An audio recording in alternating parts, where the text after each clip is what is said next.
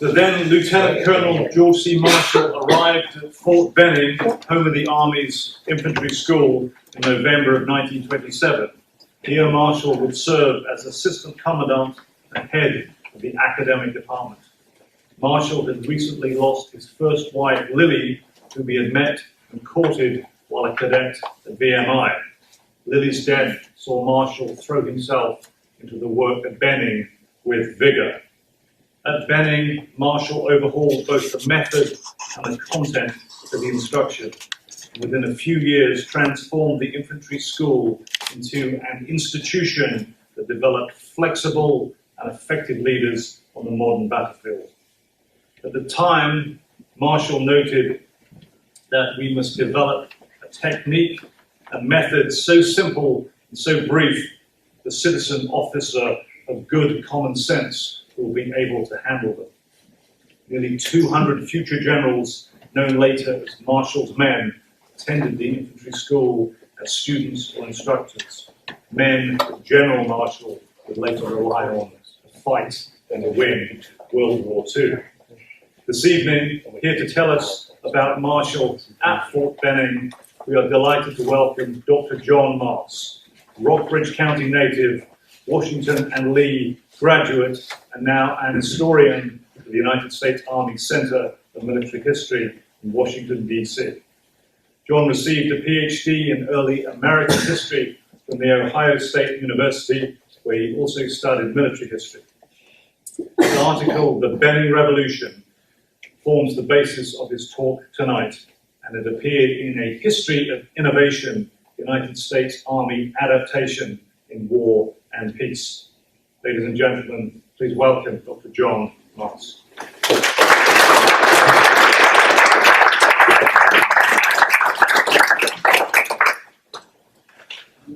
Thank you. Can you all hear me in the back if I talk without a microphone? Very good. All right.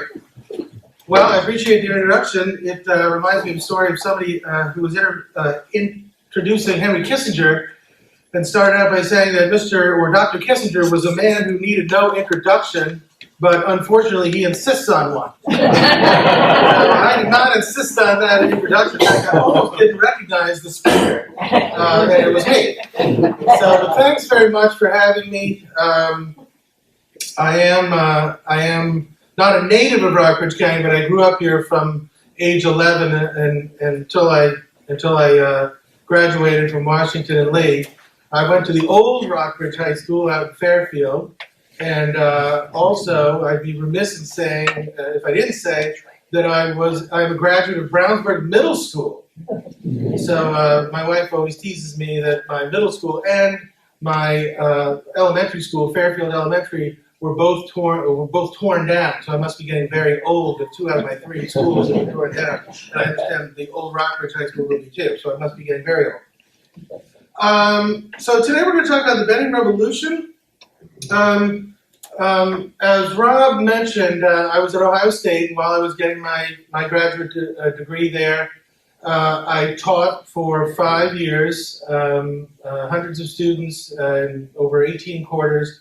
That was penance enough for me, so I did not go into an academic teaching career. But one of the things I used to do with my students, who, you may be shocked to hear this, were not that interested in history, was to try to make it a little bit interesting for them by giving them a trivia question in the beginning of the class, and then having them think about that, and then at the end I would see who got it, and hopefully give them a little bit of incentive to pay attention or think about things. So since this looks kind of like a classroom of my students, mainly because none of you are taking notes, neither did they, I am going to give you a trivia question. I want you to think about this at the beginning here, and at the end we'll try to figure out the answer. The trivia question is, and remember, I'm an American historian, so that's mainly my field. Why were all the Civil War battles fought inside national parks?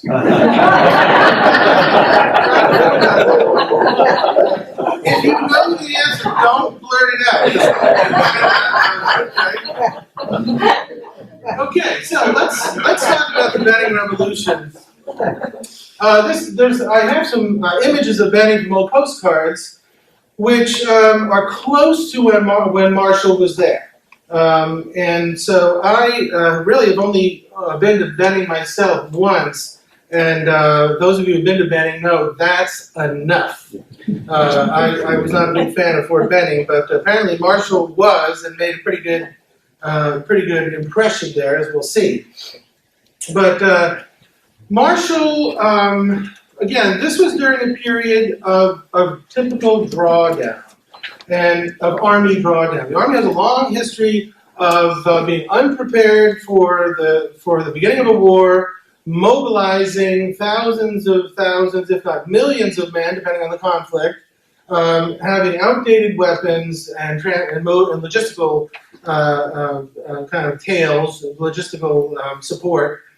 And Marshall, having fought in World War I, his idea was to try to figure out a way to be a little less unprepared for what most folks knew at the time was the inevitable next conflict.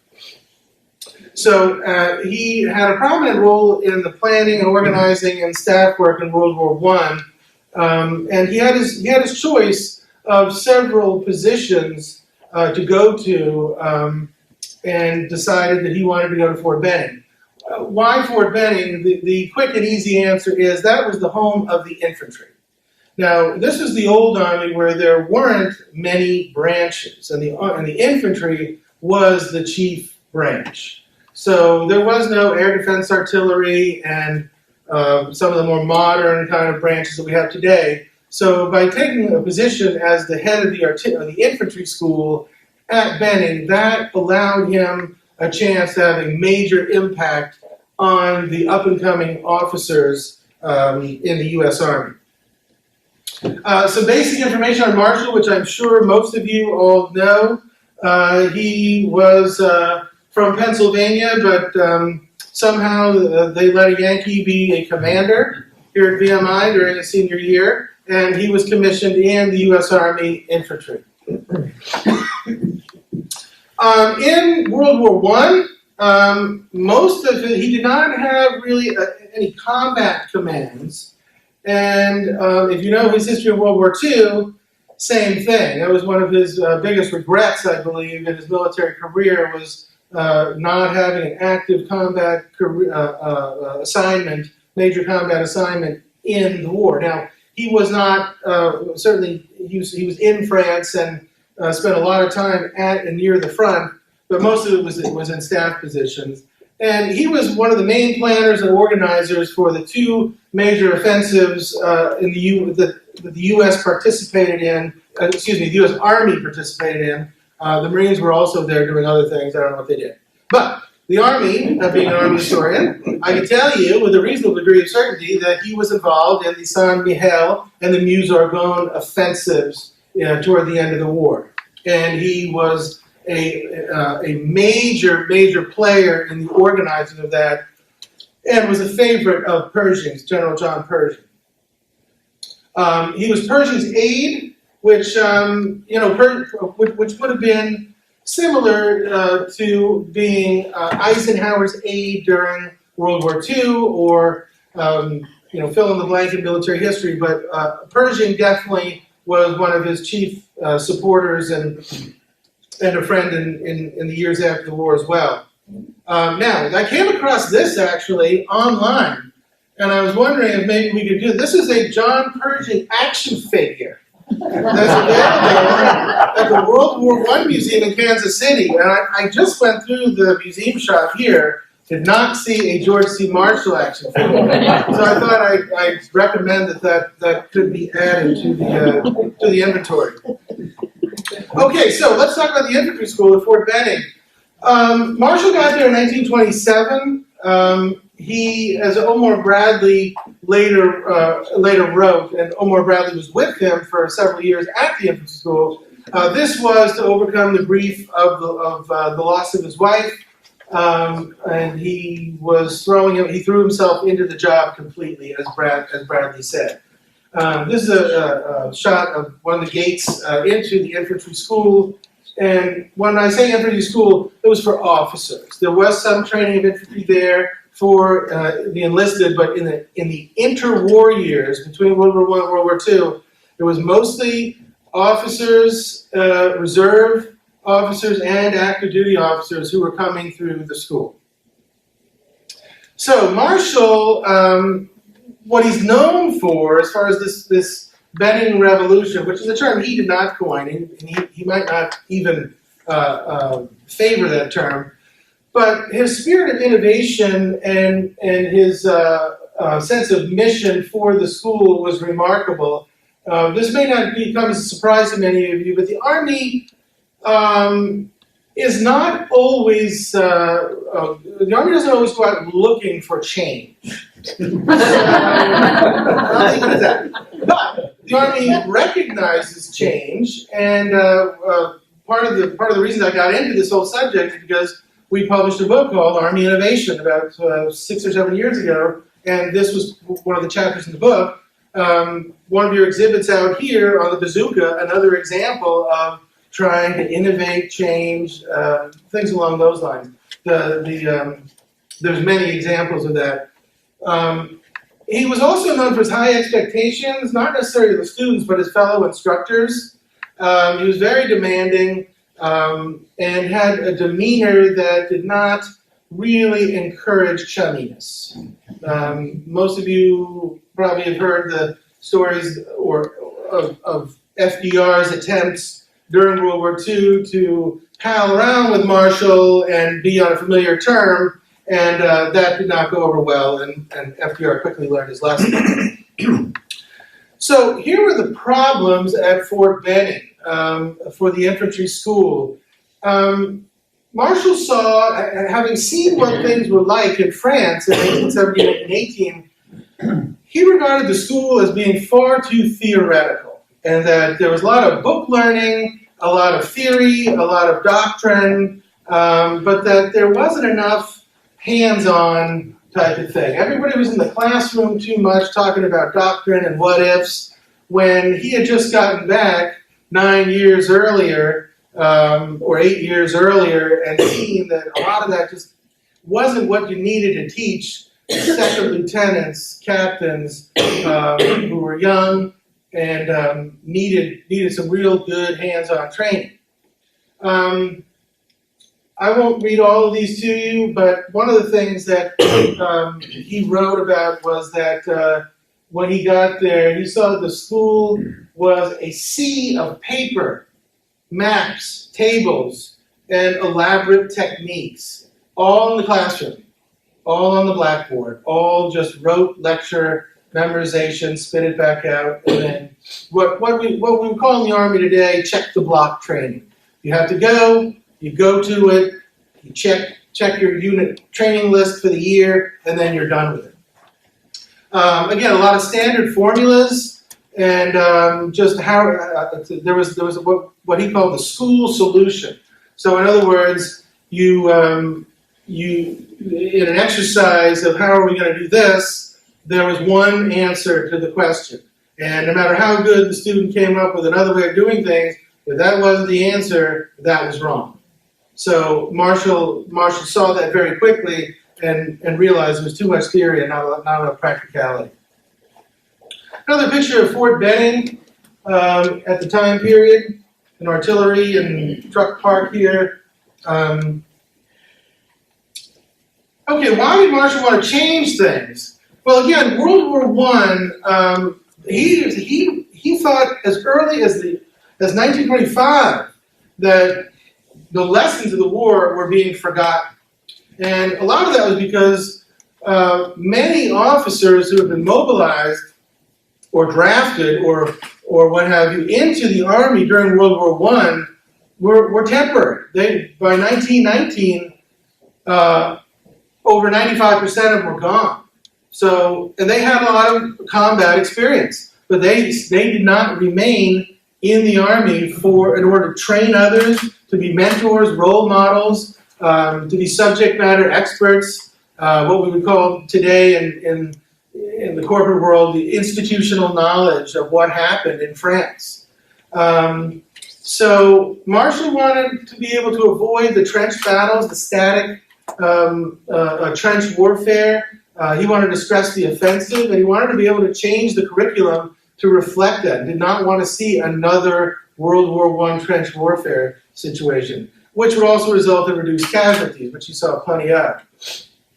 He also recognized that in the next big war, most of the leaders were going to come from the civilian world.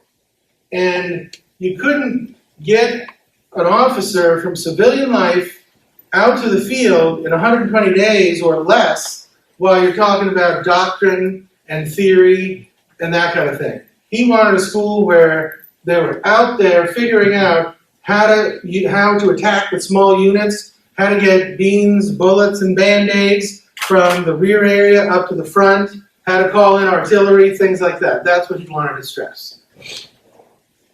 Now, here are some of Marshall's efforts in doing this.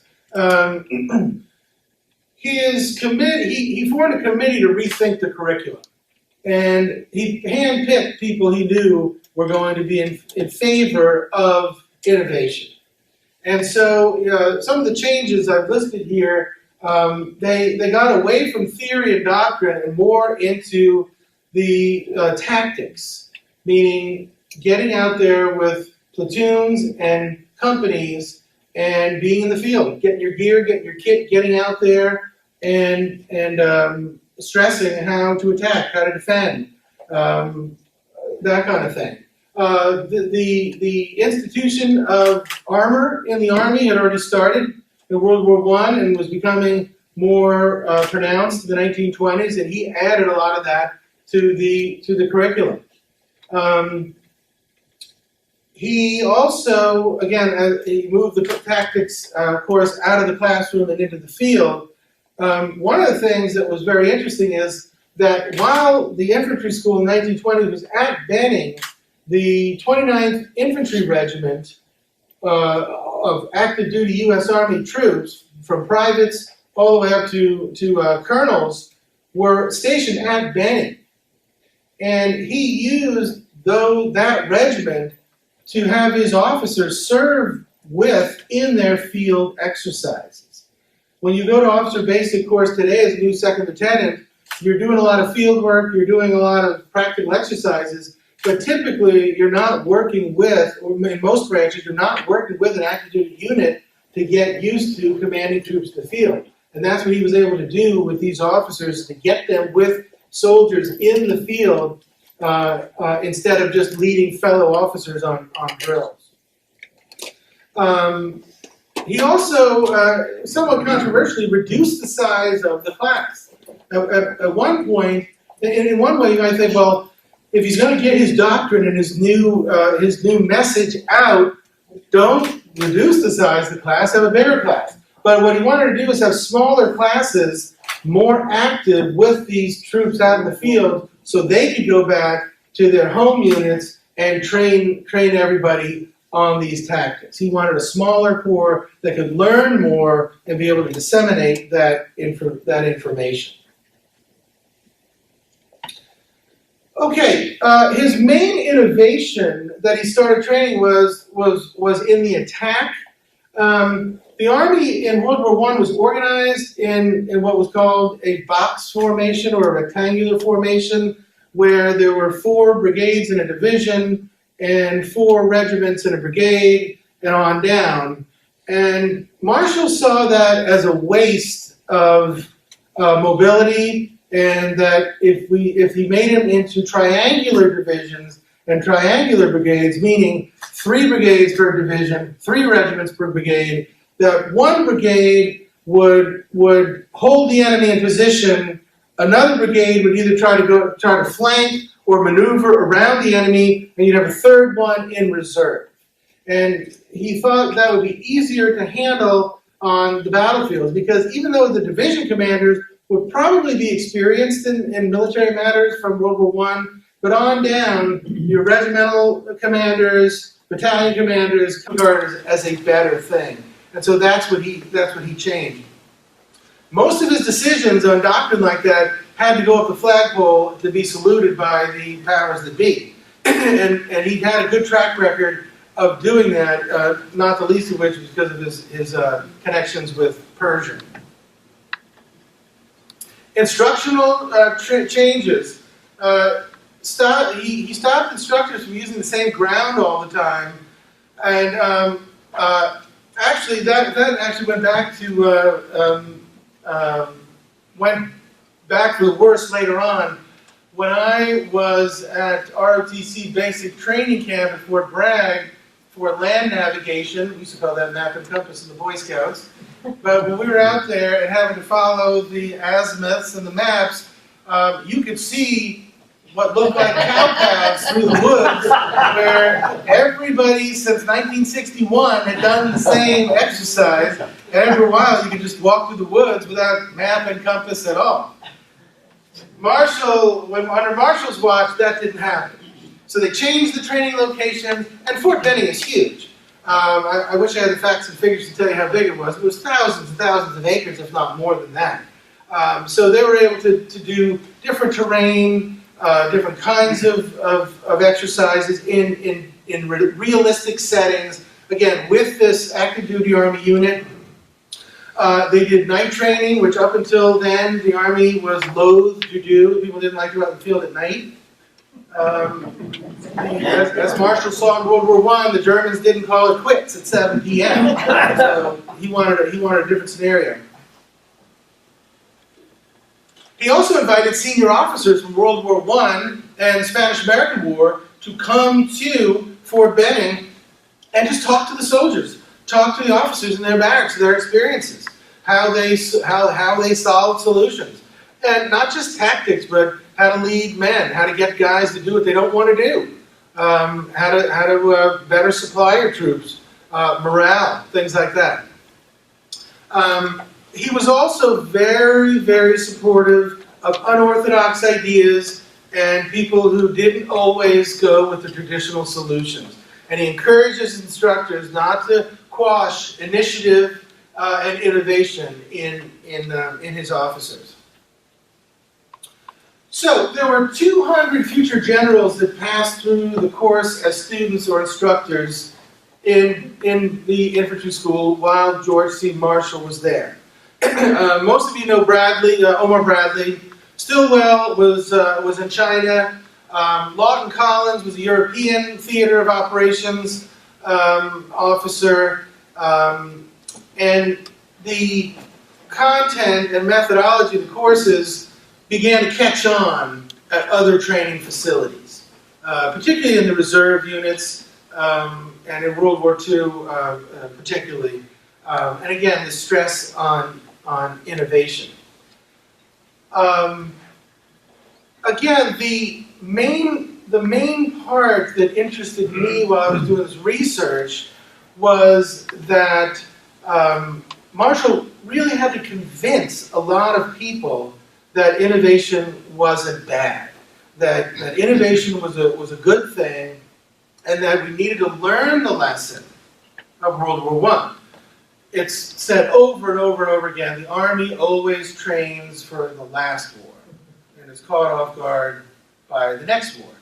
Well, in this case, Marshall was working to make sure that the last war didn't happen again, that there was going to be a lot more emphasis on maneuver and initiative, and that digging in and trench warfare and trying to gain 100 or 200 or 300 yards worth of time, that really wasn't going to happen the next time. And in World War I, you really saw that to a large extent. What about today? We kind of see this somewhat.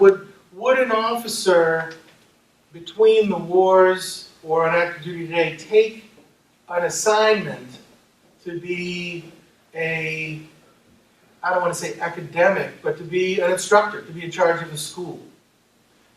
Some might say that's a career killer, especially in your later years, that you need a command, you need to be a battalion commander, you need to be on a big divisional or brigade staff. But in other ways, people point to officers like Petraeus, who was took over a major training command at Fort Leavenworth, and was an academic. Petraeus had a PhD when he was out there. And he developed doctrine and training. The Army's 2007 counterinsurgency manual was basically Petraeus' baby, plus some academics from Carlisle and the Army War College. I think it's debatable. Marshall himself, if you've read a book by Thomas Ricks called The Generals, which is very interesting in that Marshall was quick to fire people.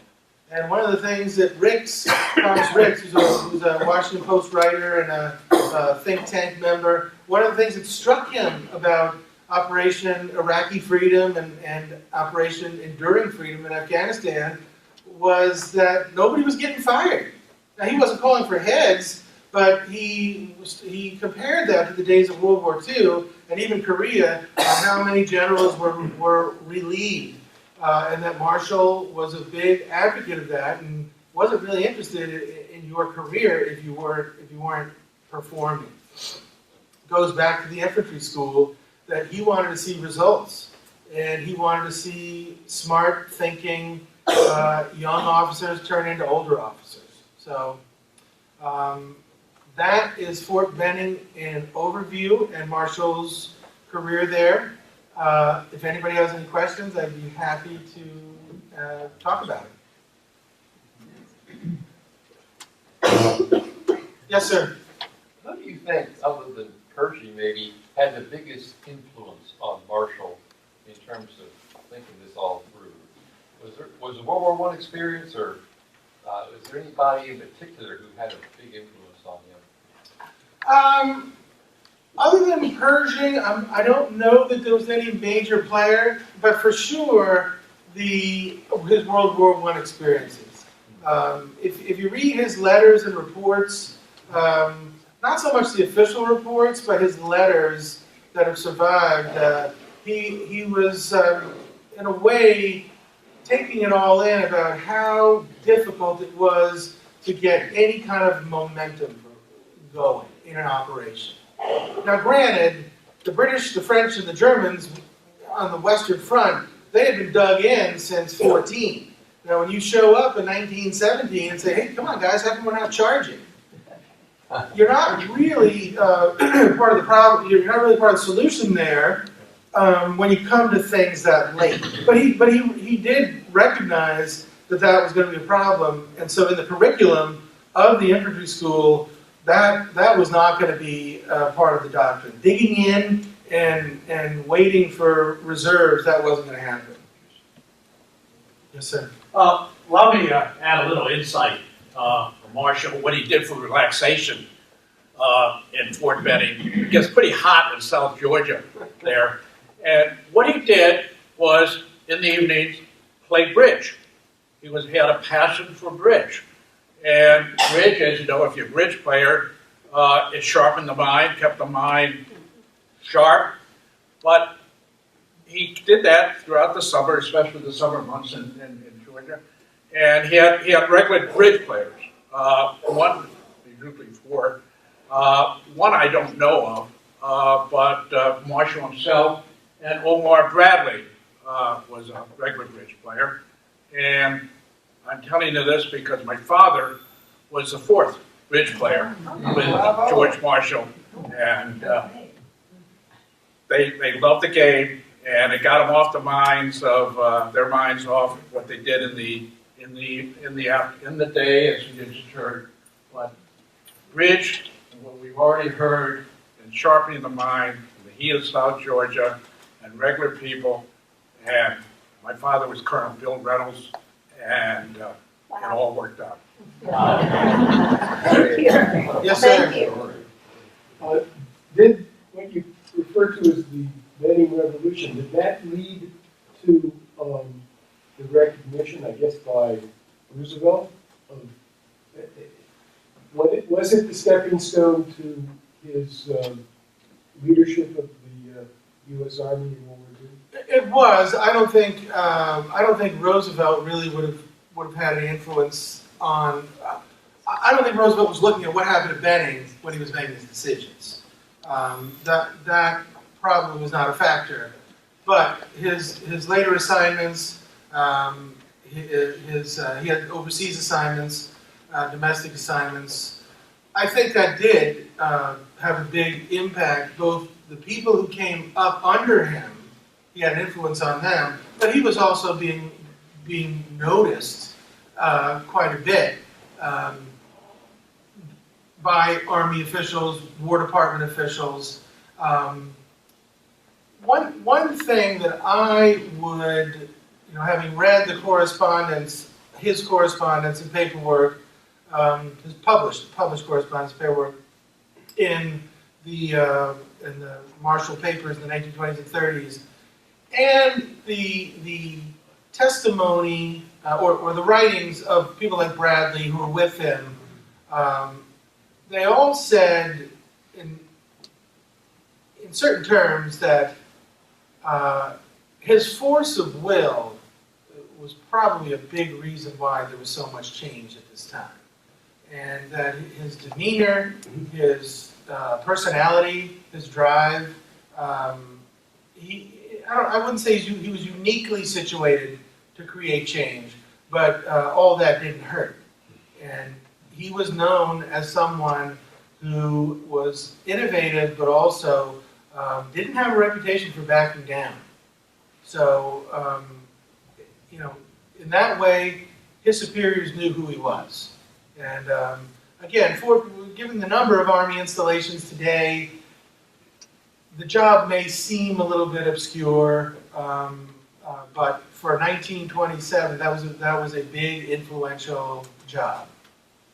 And incidentally, almost, well, I shouldn't say almost all, a large number of records from the infantry school for this period are in the National Archives and Records Administration location at Silver Spring, Maryland, College Park, Maryland.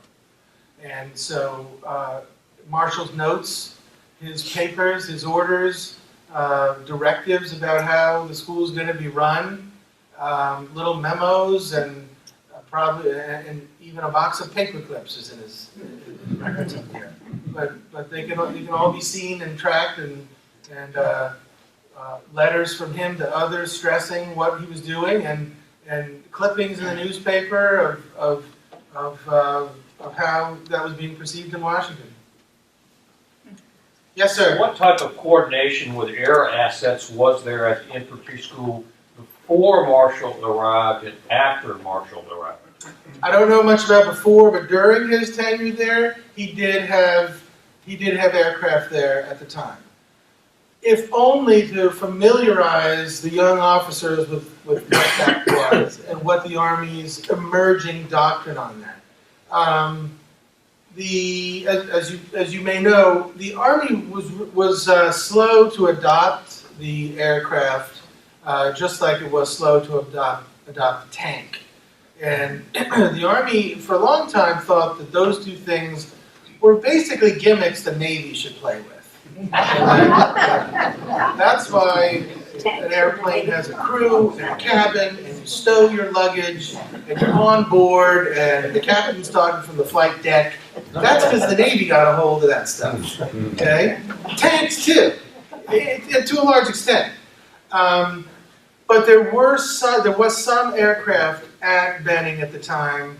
I am not certain, but I don't think it was an aviation unit per se. I think it was still a new thing, and still trying to get their sea legs on that, to use a Navy term.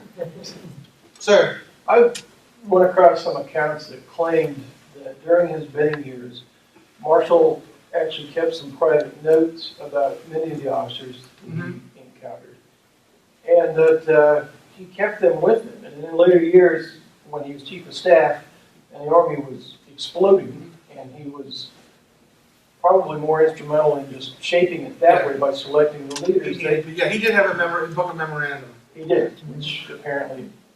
It's not in the National Archives and Records Administration, I can tell you that. Or it's not in that records group under his name. Yeah, there were some people on his staff that claimed they saw him consult notes when he was making... I've read that too. command selection. Yeah. Sir? I think he was the deputy commander of the infantry school, is that right? Correct. Where was the commander? Commander was at Fort Benning, and I'm not sure what the exact role was there, but his exact title was the deputy commander of the infantry school, which meant that he commanded it on a day-to-day basis, almost like a chief of staff. But that is correct. Yes, sir. What did both of his wives die of, and how many children did he have by each wife? There's probably folks in this room know better than I do. I do not know. None by his first wife. And he had stepchildren. He had no biological children of his own. He had stepchildren from his second wife and none from his first wife. Yes, sir. There were at least two pretty good division commanders who were former horse cavalrymen. And my question is, Reed Truscott, they did a lot of time in the field in Rhode Island. But was there any exchange, any comparison notes, or was each branch kind of its own little thing? Was there anything that Marshall might have taken from Rhode Island? Not that I know of. The Army was very territorial back then between branches, locations, assets. I did not find anything in his words or records of the school that would indicate that that was true. He may have had personal letters that are out there that could shed some light on that, but I did not find anything on that. That's a good question, though. Very good. Okay, sir. Have you speculated how George Marshall would apply his skills to reorganizing the problems in Washington, D.C.? Are there problems in Washington? Marshall did not like to be in Washington. He was not a fan of being in Washington. He wasn't.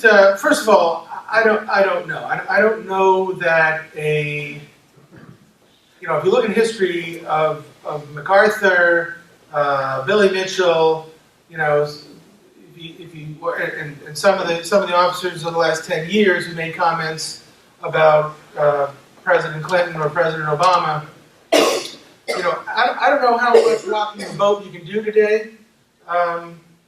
There's a careerism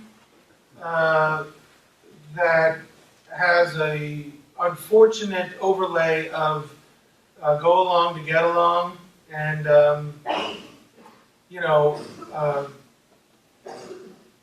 one of the buckers of that trend, if that's a word, was probably Petraeus, and he wasn't criticizing people.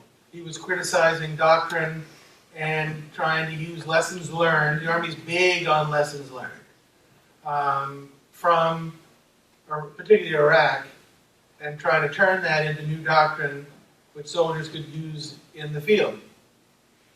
But that wasn't. But as a general, he wasn't. I don't think Petraeus was really being that overtly political. Whereas I think you would have to have an element of politics today to do that. I don't think Army innovation stopped with Marshall. If he was around today, I think, and the Army still has people advocating for innovation. The Army has an entire. This is all unclassified, by the way. So anything I say here will be unclassified, or at least it was unclassified when I read it.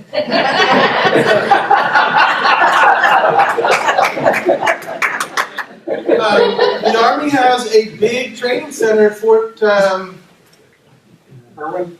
Fort Irwin, exactly. Fort Irwin, on nothing but urban war and dealing with the locals. They have created villages, and they hire native Iraqis that they get from LA, and they bring them in for 6-month stints. And you have tribal leaders, and they create fire bases, and they do patrols, and part of the training of these brigades, and we call them now BCT, is to train them up as if they are in Iraq, and it sounds like Iraq, looks like Iraq, and that's a great innovation. And I think there's people still around with martial spirit who would do that. Yes, sir. Do you think there was any German influence in what Marshall was doing? In what way? Well, you have a called Mission Command, which is encouraging more initiative. I think the people now who are trying to encourage that. Mm-hmm. I have not seen anything like that in anything he wrote or wrote about. I haven't seen that. Could be. I haven't seen that. Okay, yes, sir. Last one.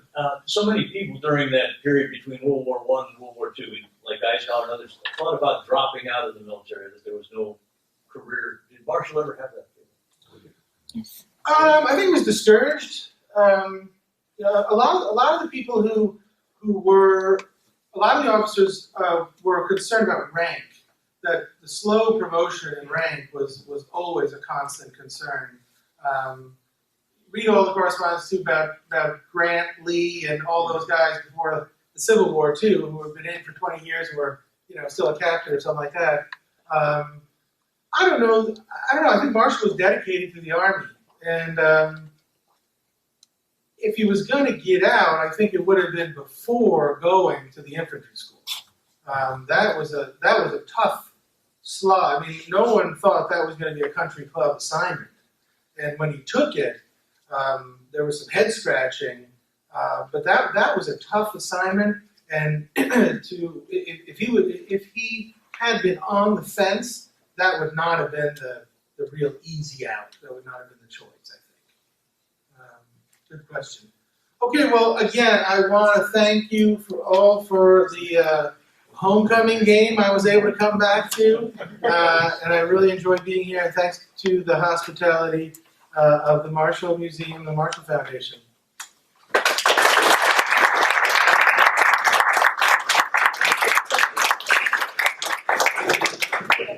Dr. John Maass, thank you so much for your insightful exposition of another part of Marshall's long and complicated career. If you're a friend of the Marshall Foundation, I thank you for your support. Our ability to put on events like this is down to that support. If you're not a friend of the Marshall Foundation, please consider becoming one and mark your calendars for the 16th of July for the second annual George C. Marshall Lego building competition. You are the obvious audience for that. Children, grandchildren, encourage them too. And also on the 4th of August, Dr. Frank Seppel, backed by popular demand, will talk about his now published book on Marshall and the development of the atomic bomb. Ladies and gentlemen, once again, thank you, John Maass. Thank you for coming this evening. Join us for a reception upstairs and more opportunity to talk to Dr. Maass. Thank you for coming.